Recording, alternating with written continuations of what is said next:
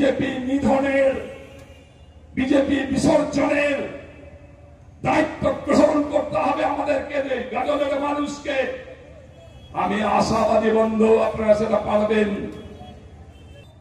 আজকে দেখা যাচ্ছে দুই বলদ, হালবানের দুই বলদ বিজেপির দায়িত্ব নিয়েছেন বিজেপির জমি চাষ করার জন্য।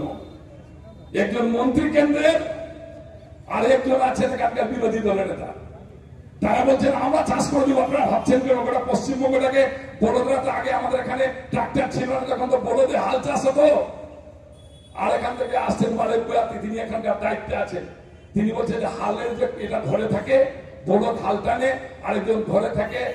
এই তিনজন মিলে বলছেন পশ্চিমবঙ্গে এমন জমি চাষ করব যেখানে তৃণমূলকে খুঁজে পাওয়া যাবে না। আর আমরা বলছি তৃণমূল কংগ্রেস যখন জেগে উঠবে, কৃষক মানুষেরা, মহিলারা, যুবরা, ছাত্ররা, শ্রমিকরা, সর্বস্তরের সাধারণ মানুষ, ব্যবসায়ীরা, ক্ষুদ্র ব্যবসায়ীরা, রিক্সা চালক, টোটো চালক, যারা সবাই যখন জেগে উঠবে, বলদ ভাই নদীতে চুপিয়ে চুপিয়ে, ডুবিয়ে ডুবিয়ে হাল শুদ্ধ মেরে ফেলবে তোমাদেরকে। সাধারণ মানুষরা তারা তৈরি আছে, তোমরা তৈরি থাকো। আমি শুধু আপনাদের কাছে আবেদন করব, কারো ভয়ের কাছে মাথা নত করবেন।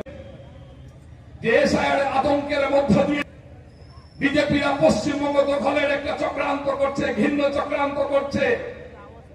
এসআইআর নাম দিয়ে তারা আজকে বৈধ ভোটারকে ভোটার তালিকা থেকে বাদ দিয়ে হিসাব কষে নিয়েছে। গতবারের বিধানসভা নির্বাচনে তারা নাকি 60-70 লক্ষ ভোটের ব্যবধানে হেরেছিল পশ্চিমবঙ্গের বুকে।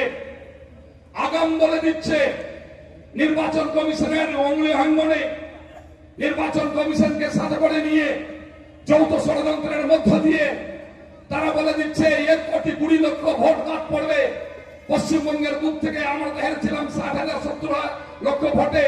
তাহলে 1 কোটি ভোট যদি বাদ যায়, তৃণমূল কংগ্রেস সেখানে আর জিততে পারবে না, পশ্চিমবঙ্গের মুখ্যমন্ত্রী বিজেপি হয়ে যাবে।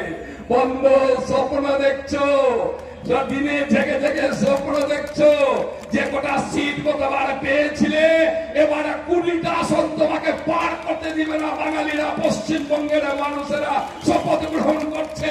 পশ্চিমবঙ্গের জেলায় জেলায়, কোনায় কোনায়, ব্লকে ব্লকে সর্বস্তরের তৃণমূল কংগ্রেস সাধারণ মানুষরা, খেটে খাওয়া মানুষরা, ছাত্র, যুব, মহিলারা তারা আওয়াজ তুলছেন, শ্রমিকরা আওয়াজ তুলছেন। ভুল করেছে 2021 সালে কিছু ভোট দিয়ে বিজেপিদেরকে। এবার কিন্তু বিজেপি থেকে পশ্চিমবঙ্গ থেকে বিদায় দিতে হবে। ঠিক গাজলের মানুষ আজকে আতঙ্কে আছেন।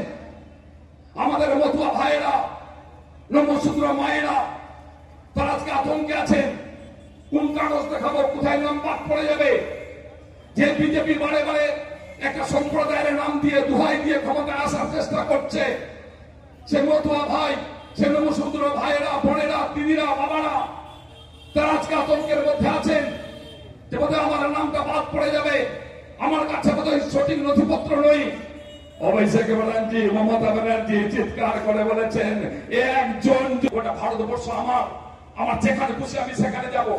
এটাকে নিজের বাপের পৈতৃক সম্পত্তি মনে করে বিজেপিরা বাঙালিদেরকে বলছে তারা গুজরাটে যেতে পারবে না, বাঙালিদেরকে বলছে তারা উত্তরপ্রদেশে যেতে পারবে না, বাঙালিদেরকে বলছে তারা রাজস্থানে যেতে পারবে না, বাঙালিদেরকে বলছে তারা উড়িষ্যার গিয়ে কাজ করতে পারবে না। বহু সহ্য করেছি বন্ধু। গাজলের একজন পরিযায়ী শ্রমিককে যদি আক্রমণ করার চেষ্টা করা হয়েছে গুজরাটে, উত্তরপ্রদেশে, দিল্লিতে, রাজস্থানে, এখানে বিজেপির নেতা কর্মীদেরকে আমরা ধরে ধরে সমান বদলা নিব। এখানে যেভাবে বাঙালিদেরকে আক্রমণ করা হবে, আমাদের এখানেও সেইভাবে আমরা বদলা নিব। যদিও দিদি বলেছেন বদলা নয়, দিদি বলেছেন বদল চাইছে, আমরা বদলা নয়।